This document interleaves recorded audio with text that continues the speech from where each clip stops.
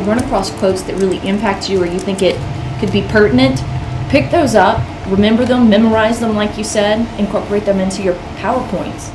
You listen to the radio, you read the newspaper, you watch the TV. Where did you go to get your information?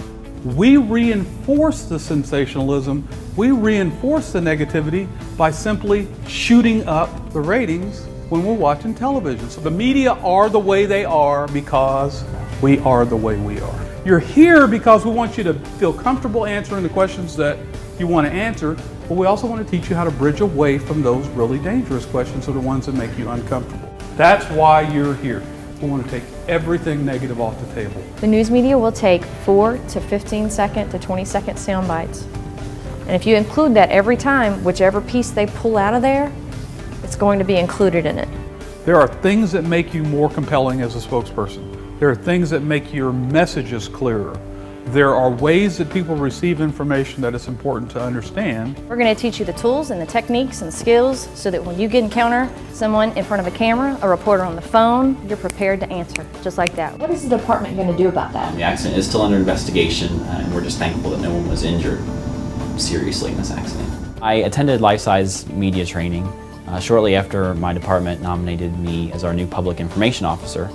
I had really little on-camera experience, little experience in media relations at all, and was really grateful to Kristen and Butch for the great training they provided. Just a few months after I attended the class, we had a tornado hit our area, and as the public information officer for our department, I was in front of the cameras for about a week straight, just relaying information as quickly and as well as I could to the public. And without Kristen and Butch sort of imparting their wisdom on me just a few short months before that, I know my messaging wouldn't have been as effective, and I know we would have sort of fallen behind with the media during that really critical time.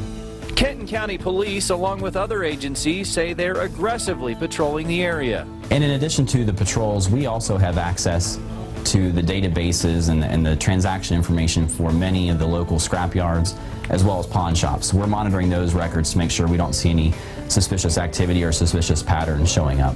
Kenton County Police Detective Andrew Sherberg says police are stopping a lot of cars driving slowly through Piner, but few of them want more than a glimpse of the destruction. Messages is the information back and forth and part of the conversation that reporter is going to take and put on the air. I want to teach you how to do an effective soundbite, how to message what you want them to hear, not necessarily what they're asking for. Crisis is where messaging is going to be the most important. You walk in, you have your 3 to 5 message points, and this is what I'm going to tell you, and this is the information that is important for people in the local area. What do you think about kids who text while they drive?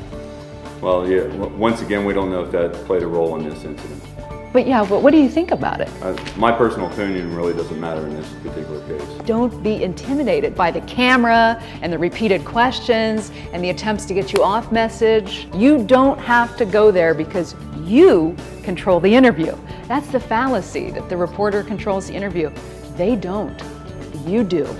You have the information.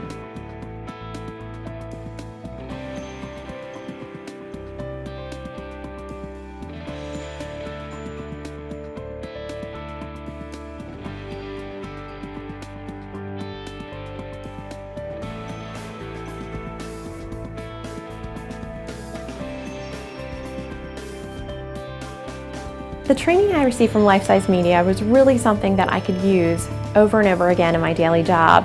I've done radio interviews, I've done television interviews, and I was able to think back on that training and really try to pull those nuggets of information that really stood out to me and really remind myself of that while I was in those interview situations. Well, one benefit of working with Life-Size Media is that you're really working with experts who have been in the field. So Kristen Getze, who has been an anchor and who's been on camera many, many times, was able to give us some tips and tricks to help us become more comfortable in front of the camera and really improve our skills when we're communicating in front of the camera. Also, Butch Wardlaw, who has so much experience in working in crisis situations, he was able to give us details on working through a crisis and working with your company and with the media as well. So from both sides, I really feel like we got the kind of expertise that we needed to really help improve ourselves.